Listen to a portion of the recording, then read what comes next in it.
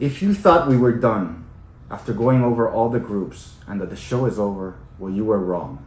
We're back. Yes, we are, and we got a lot to cover because soccer, football, however you call it from wherever you are, a lot has happened this week, and we need to get started. Let's go.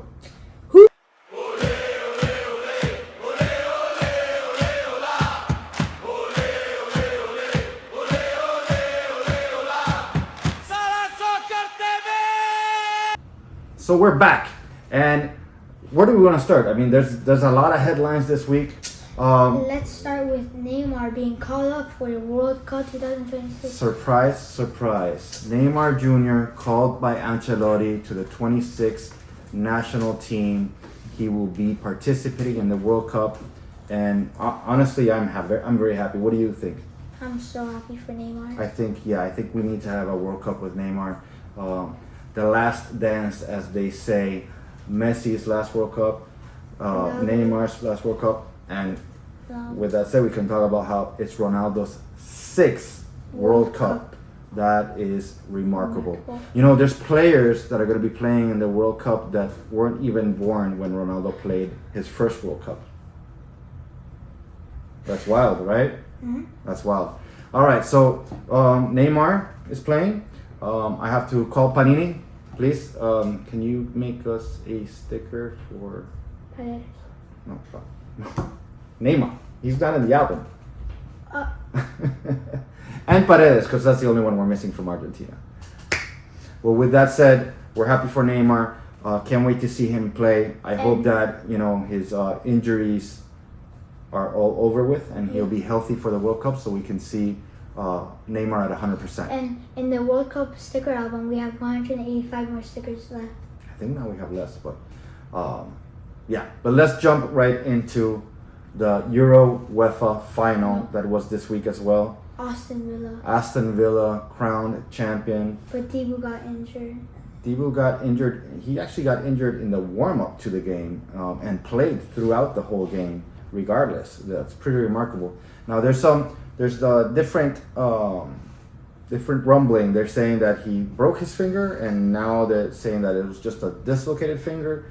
So we're less than 20 days away from the World Cup. Hopefully he recovers. He's fine and he can play, because the only player that needs his hands in the field is Dibu. Yeah. And all goalkeepers. Or Rugi. How you say his name? Rugi. Uji. Yeah, so big congratulations to Aston Villa winning that final. Buen dia. Remarkable. Great game. Overall, Aston Villa dominated the game. They won 3-0. And congratulations. And what about we talk about England's call-up? I mean, has Tuchel lost his mind? The world, I can't imagine being in England today and hearing about how he left out Cole Palmer, Foden, Phil Foden, Harry Maguire. No, I think, is it Harry Maguire? Yeah. Maguire's? Harry Maguire! I mean, insane. And other players too. Ollie Watkins. I don't know if Ollie Watkins is up. Yeah. But again, Panini, we're going to have to revise the album because we have those players in the album, and I just can't imagine. Yeah, so we talked about England last week. Yeah. It was the final group that we talked about. We talked about Cole Palmer being the spotlight player and Foden being one of the key players. How does England continues on, and how does that rank them now? Because they were one of the favorites to win the World Cup. I think they were ranked between 4th and 5th as one of the favorites. Does this change? Yes. Yeah, you think so? I mean, wow, I'm still in shock. Actually, our good friend Jorg sent me a message telling me that for the first time since 1986, a Liverpool player will not be playing for England in the World Cup. A Liverpool player, a player from Liverpool, will not be playing for the English team for the first time since 1986. That's remarkable. So, The one that this is That's 40 years of Liverpool players playing in the World Cup. Was it the guy that it says is Diego Maradona's hand of God? I don't know, but that's pretty remarkable. I mean, tell us what you think about this decision by Tuchel. I mean, I know that he is a very strange type of coach. So we'll see. We'll see how they perform and if he will feel the wrath of the fans in England. Have you heard Francis? That who's not playing? Camavinga is out. Kurt or something? I think Camavinga is actually better, but they decided not to play him because he's had so many injuries and hasn't been able to play as much. I also think France has another couple players that may be out. Same thing with Brazil. Rodrigo's out. Rodrigo was gonna go in, but he got injured. Yeah, he's out. So I mean, we can take a look at some of the players. I have a list here about some of the players that Kylian Mbappé was injured also, so hopefully he'll be 100%. If he's not, then France are done. Camavinga completely out. Opocano, Kante, Dembele are out. No, they're not out. They're not out. That's not what it says. It says that they've had some minor concerns over the course of the last couple of months, but they are still in. As far as we talked about Neymar, that he hasn't been 100% lately, and that's why initially when they did the 50-man roster, he was not included. Now he's been included, so hopefully he'll be 100%. There's a lot of discussion with the U.S. team too. There's a lot of friction between that club and some of the players. I'm looking forward to see what Pochettino picks for his 26-man roster. He's probably not going to pick Pulisic.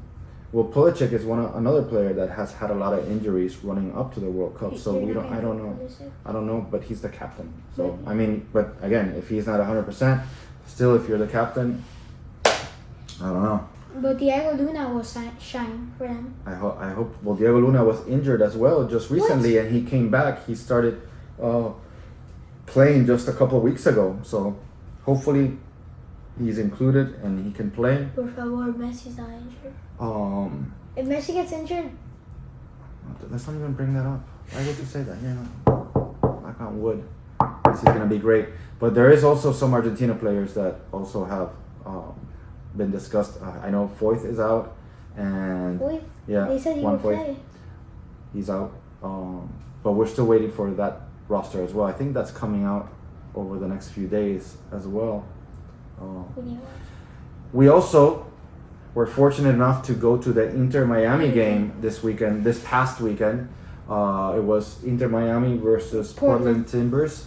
Lucky to go to the new stadium, the new stadium. The name of the stadium is new. And it's new. Yeah, so it's the new. Okay, got it. That's not what we were talking about.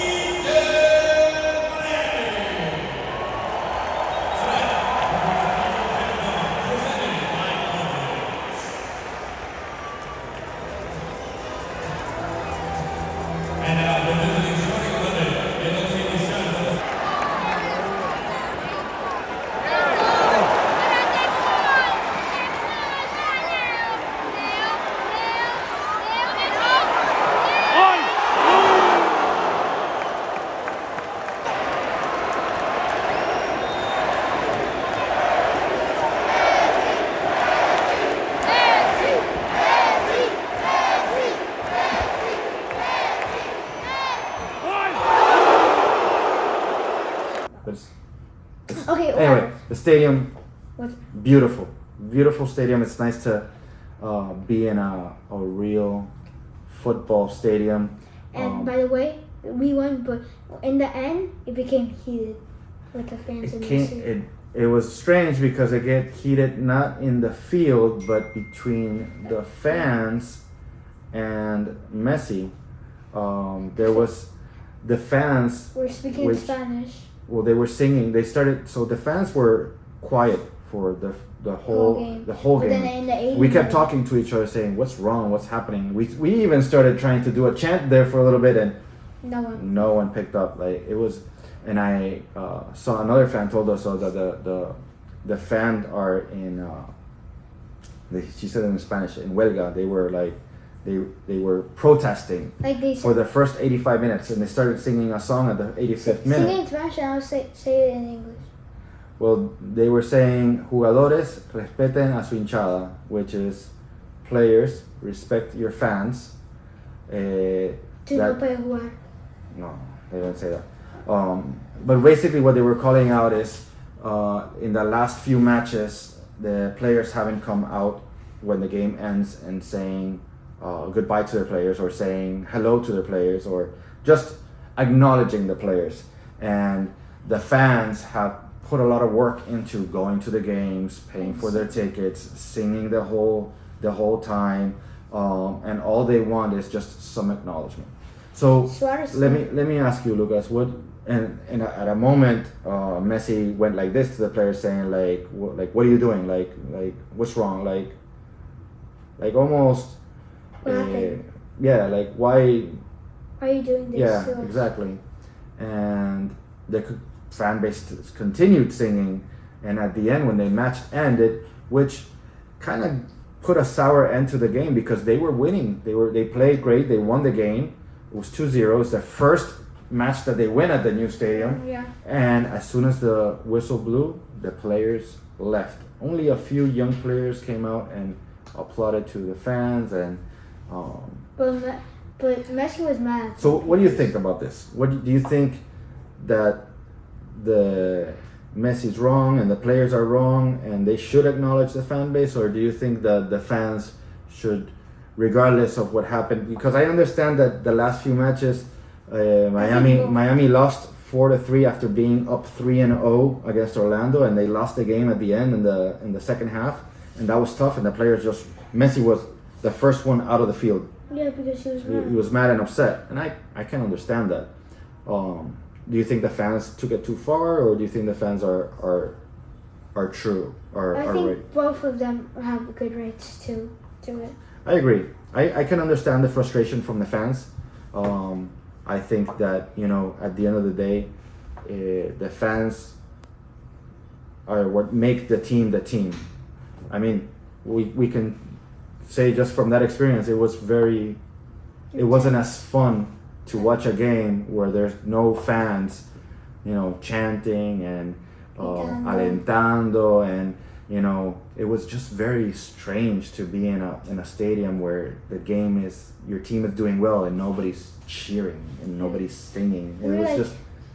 It was very strange. It's not the same. It doesn't feel the same. The energy is not the same, and the players need to feel that. So I think that the right thing to do is for the players to acknowledge the fans, and I don't know if they need to say sorry or anything, but in the next match, at least that they should do is go and acknowledge them and applause, the fans, because it is a lot of work what the fans do. The tickets are not cheap. The new stadium is very far away in a very congested area. And mind you, the stadium itself is done, but all the surrounding areas is not done. The parking lots are not done. It's tough to get there. It's tough to get out of there. Some of those fans get there really early to set up, to bring in their instruments, to put in the flags. So, at the end of the day, a football team is nothing without the fans. Mm-hmm. Do you agree? Yes. All right. Guys, we're just couple of weeks away from 20 days. Less than 20 days now. 15? Yeah, less than, and I don't know if it's 15. Well, this episode comes out on Sunday. We're about 30. Maybe less than 3 weeks. About. Like in July something. Yeah, we'll write here in the corner somewhere how many days are left for the World Cup. We're excited. I hope you're excited too. There's a lot more that we're going to discuss. So look out for the next episode, and write us some comments. Don't forget to subscribe, hit the like button, share it with your family. Let us know what you think about this episode. If your thoughts on the English team manager, what he did, and share any news that we didn't cover and you want us to cover in the next episode. That's it from us. We're ready to go trade some Panini album stickers. So have a good night. If you guys Take have care. players, And we're missing Paredes. this Alright, is guys. your Thank you very much. and see you next time on Sala Soccer TV. Woo!